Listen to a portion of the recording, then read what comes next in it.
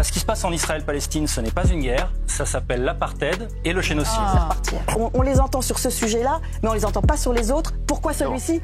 Peut-être que parce qu'il y a Israël dans l'équation. Parce qu'il y a un génocide. Non, je pense que c'est pas simplement pour ça. Cette question du génocide, qu'est-ce qui vous permet de le dire? L'actuelle rapporteuse sur la situation en Palestine, je sais. Elle a parlé d'un risque génocide. Non, vous confondez avec la décision de la Cour de justice. Israël a été agressé et n'est pas l'agresseur. Et moi, j'ai toujours du mal quand on met sur le même plan la Russie qui envahit un pays et Israël qui se défend.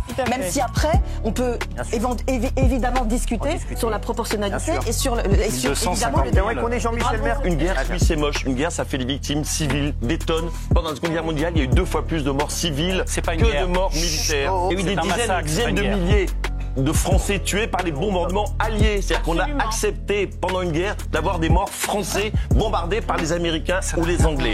Voilà, une guerre, c'est horrible. Vivant que ça se termine. On est d'accord. 1200 morts civils israéliens, ça donne pas le droit de tuer 50 000 civils palestiniens. Il faut le dire au Hamas qui met... d'accord, l'argument c'est le Hamas a commencé. Non, c'est pas ça, c'est pas ce que je suis en train de te dire. Il faut dire au Hamas qu'il arrête de mettre les civils devant, en bouclier, qu'il arrête de mettre des civils dans les écoles, qu'il arrête de mettre les civils dans les hôpitaux. Là où, 50 000 morts, on ne peut plus plaider le dommage collatéral, sérieusement. Bonjour à toutes et à tous, c'est Nico. Dans ce podcast audio-vidéo, on va parler de rationalité et d'émotivité, et je vais vous expliquer pourquoi Thomas Guénolé n'a pas compris comment fonctionnait TPMP. Et de façon plus générale, vous expliquer pourquoi les militants de gauche sont aussi inefficaces. Cette vidéo est dans la continuité de celle qui s'affiche actuellement dans le coin supérieur et dans laquelle j'expliquais que quand on cumule autant de défaites électorales, au bout d'un moment, il faut se remettre en question. Aujourd'hui, je vous fais donc part de mes nouvelles réflexions. Le premier défaut des militants de gauche, c'est qu'ils sont incapables d'imaginer que les gens puissent avoir un fonctionnement différent d'eux, que d'autres personnes puissent avoir une approche différente des choses. Alors vous allez me dire, à raison, que c'est le cas de quasiment tout le monde, que la très grande majorité des gens voient la société depuis son propre quotidien et sa propre expérience. Après tout, c'est normal, c'est tout simplement humain. Mais alors pourquoi c'est un problème pour les militants de gauche et pas pour les militants de droite? Bonne question, et bien pour la raison suivante. Parce que dans la France de 2024, comme dans le monde d'ailleurs, les gens votent très largement à droite, environ 2/3 des voix. Donc, quand tu es à ce point minoritaire, il faut s'interroger à comment convaincre ceux qui ne pensent pas comme nous. Or, la totalité des militants que je connais ont tous la même méthode, celle du recours systématique à l'argumentation et à l'explication. Cette méthode marche très bien avec les gens qui réagissent par réflexion, mais seulement avec eux. Tous les autres, tous ceux qui réagissent par émotion ou par des ressentis, sont totalement hors d'atteinte, avec cette méthode faisant uniquement appel à la rationalité. Selon moi, si le vote à gauche est aussi minoritaire, c'est pour 2 raisons. Déjà parce que le flux médiatique quotidien stimule uniquement des réactions par émotion au détriment des réactions par rationalité. Les médias font s'offusquer les gens au lieu de les inciter à réfléchir. Mais ce n'est pas tout. Non seulement les médias stimulent le côté émotionnel des gens, mais en plus, ils ne stimulent que des émotions de droite, plus exactement des émotions qui entraînent vers un vote de droite. Maintenant qu'on a dit tout ça, plusieurs précisions me paraissent importantes. D'abord, il n'est absolument pas question d'intelligence dans mon propos. Il y a des gens très intelligents à gauche comme à droite, qu'ils soient rationnels ou émotifs, et il y a autant d'idiots dans les 2 camps. Ensuite, le mot important ici est le mot stimulation.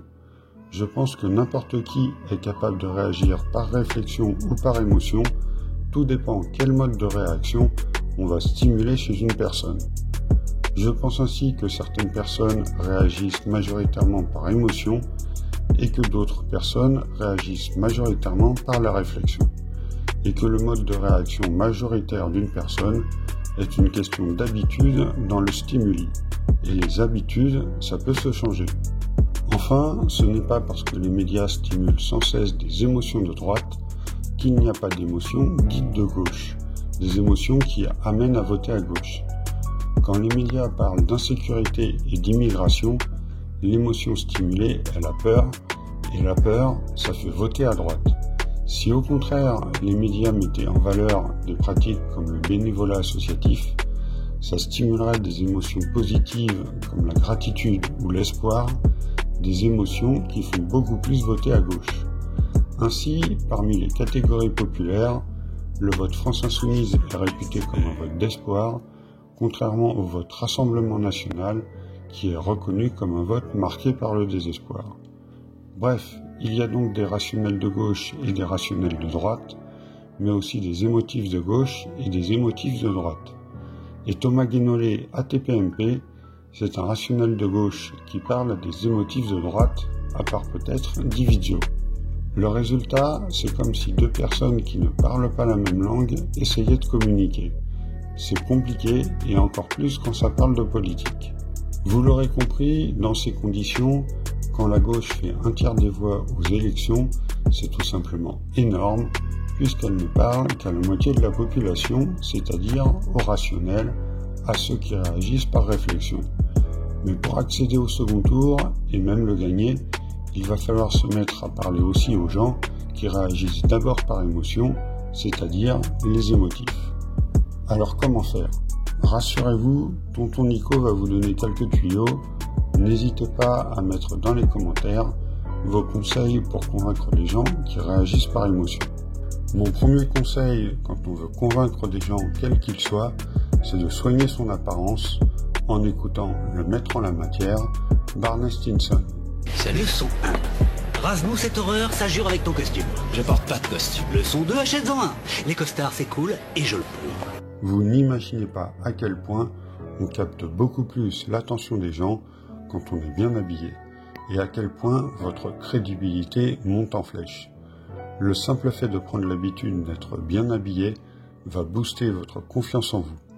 Ne voyez pas les costumes comme une contrainte ou une dépense, mais comme un investissement sur vous-même. Voyez-le comme votre passeport vers le succès, qu'il soit militant ou autre. Mon deuxième conseil, c'est d'arrêter de perdre votre temps militant à faire de la sociologie électorale. La sociologie, ça confirme et conforte vos idées de gauche, mais c'est pas ça qui va vous faire gagner des voix. Intéressez-vous plutôt à ce que la psychologie et à ce que les process de vente peuvent apporter à vos actions militantes. Par exemple, si vous recherchez sur le net les différents types de personnalités de clients, vous trouverez ce genre de graphique. Je suis totalement incompétent pour vous dire si cette classification est fiable, mais ça me paraît évident qu'il ne faut pas s'adresser de la même façon à des gens au caractère et comportements différents. Et ça, on peut le repérer dès le début d'une conversation en porte-à-porte pour ensuite utiliser les bons stimuli. Autre conseil, comment convaincre des gens qui réagissent par émotion, en l'occurrence des émotions de droite ? Eh bien, en s'inspirant de François Bégodeau. Non, c'est vrai que moi je suis convaincu que la rationalité est de peu de secours face à la puissance des affects. Ce ne sont pas, une idée, toute rationnelle soit-elle, et absolument implacable du point de vue de la rationalité, n'a pas forcément une efficace dans la réalité. Qu'est-ce qu'on peut opposer par exemple à un affect raciste ? Absolument pas un discours de rationalité qui consisterait à dire, bon d'abord, premièrement, tu sais que scientifiquement les races n'existent pas, c'est vraiment le truc nul et non avenu, voilà, ça c'est des éléments de rationalité, mais qui seront absolument d'aucun effet sur quelqu'un qui de toute façon, non seulement a décidé que, en gros, quand il pense arabe, il pense voleur, il pourrait penser à plein d'autres choses, mais je prends cet exemple un peu clicheteux, mais que surtout, et c'est là qu'il faut bien comprendre, et je crois que j'essaie de le dire dans notre joie, il y a un plaisir du racisme. Donc, qu'est-ce qu'on peut lui opposer à ça ? Eh bien, on peut lui opposer des contre-affects, c'est-à-dire des affects plus puissants. Des affects plus puissants. Et qu'est-ce qu'il faut faire de ce point de vue-là ? Qu'est-ce qu'il faut faire ?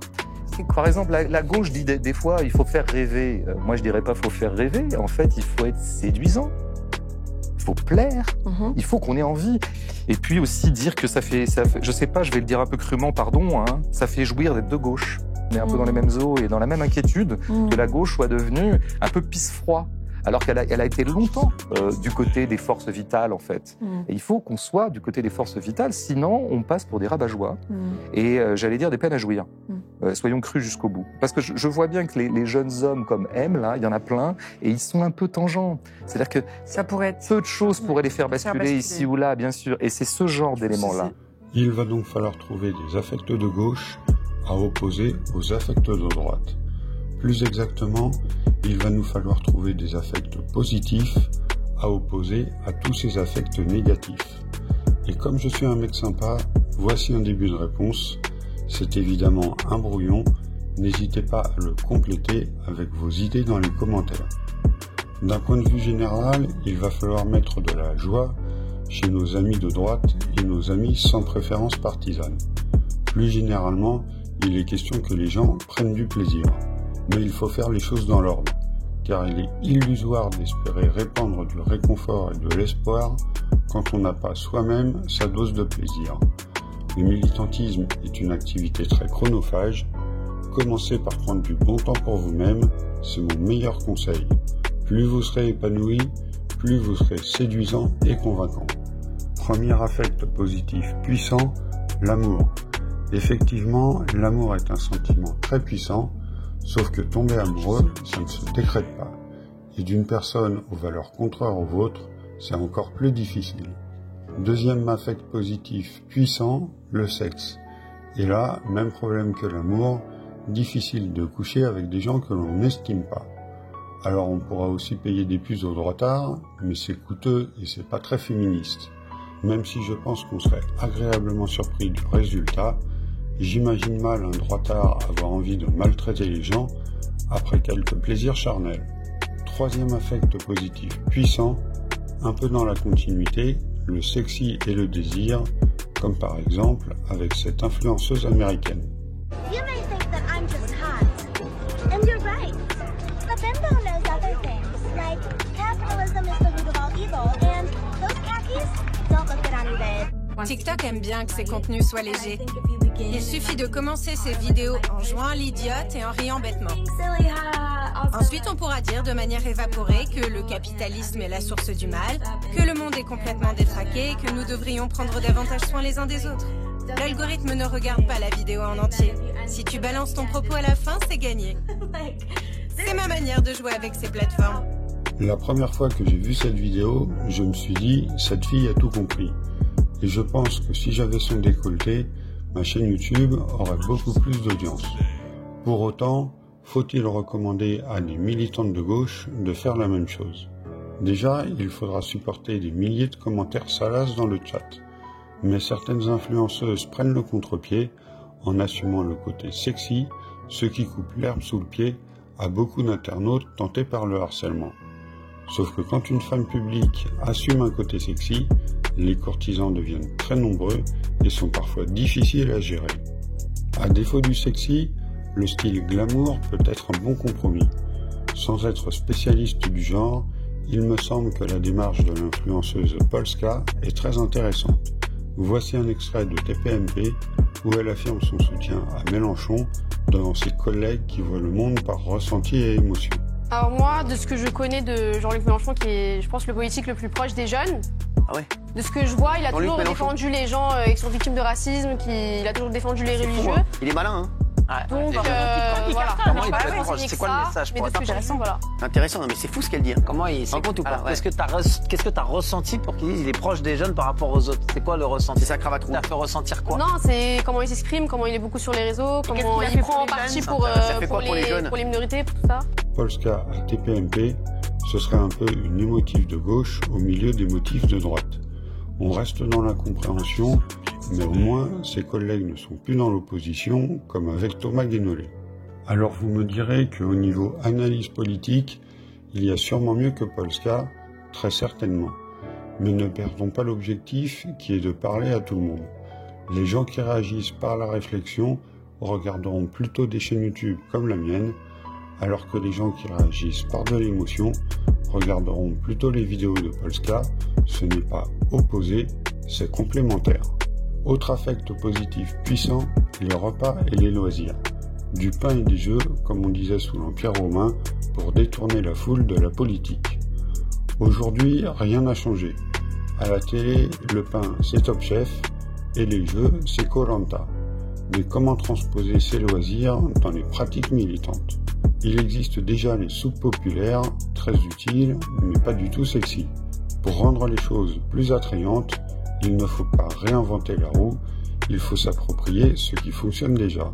On pourra très bien imaginer la France insoumise organiser des dizaines de fêtes de quartier avec barbecue et château gonflable pour les gamins. Le club de foot de ma ville l'a fait en bas de chez moi l'été dernier, c'est donc largement à la portée d'un parti politique, que ce soit d'un point de vue financier ou d'un point de vue organisationnel. Dernier affect positif qui me vient à l'esprit, l'humour. Et à première vue, c'est compliqué puisque c'est bien connu, on peut rire de tout, mais pas avec tout le monde. Pourtant, en réfléchissant bien, j'ai quand même trouvé un humour assez grand public, Groland, et qui relaie souvent des idées de gauche. Pour finir, un conseil qui n'est pas de moi, mais qui est, je pense, la façon la plus efficace de militer sur YouTube, c'est de militer indirectement. Les gens qui cherchent volontairement de la politique sur YouTube sont assez peu nombreux. Donc pour toucher le plus grand nombre, qui plus est les personnes les moins politisées, il faut leur amener la politique, même s'ils ne l'ont pas demandé. Dans la pratique, vous ouvrez une chaîne YouTube sur un sujet qui vous passionne. Que ce soit la cuisine italienne, les jeux japonais ou les meubles suédois, peu importe, du moment que vous êtes passionné. Parce que les gens passionnés sont toujours intéressants. Et dans vos vidéos, vous glissez plus ou moins subtilement des remarques de gauche, comme peut le faire par exemple cette youtubeuse. Salut à tous, je vais vous montrer comment allonger vos cils. Prenez un recourbe-cils, recourbez vos cils et reposez-le. Prenez ensuite votre téléphone et renseignez-vous sur les camps de concentration chinois. On y enferme des musulmans innocents, séparés de leur famille après avoir été kidnappés. Simple, direct, et elle fait découvrir les Ouïghours à des gens qui n'en ont peut-être jamais entendu parler. Vous pouvez aussi faire du streaming de jeux vidéo et glisser des commentaires politiques pendant vos lives. C'est exactement le même principe. Seule condition, avoir beaucoup de temps libre, car les streams, ça prend énormément de temps. N'hésitez pas à partager cette vidéo, c'est la meilleure façon de me soutenir. Merci à vous d'avoir regardé cette vidéo, et je vous dis à bientôt.